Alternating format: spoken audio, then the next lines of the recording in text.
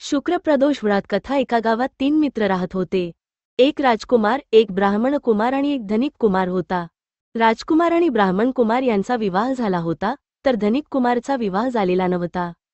एके दिवशी तिन्ही मित्र महिलांबद्दल बोलत होते. एकाने सांगितले की बाईशिवाय घर हे भूताच्या गुहेसारखे आहे. धनिक कुमार याने ते ऐकले आणि ताबडतोब लग्न करून पत्नीला घरी आणण्याचा निर्णय घेतला.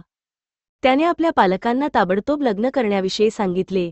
मात्र पालकांनी समजावले की शुक्रदेव अजूनही अस्तामध्ये आहेत, अशा स्थितीत लग्न करणे शुभ नाही.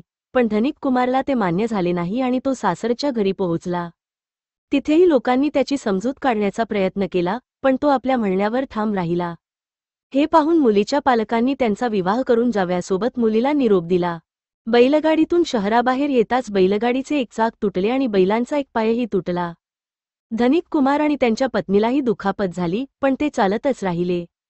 काही अंतर गेल्यावर डाकूंनी त्यांच्यावर हल्ला केला आणि त्यांचे सर्व काही लुटून नेलं.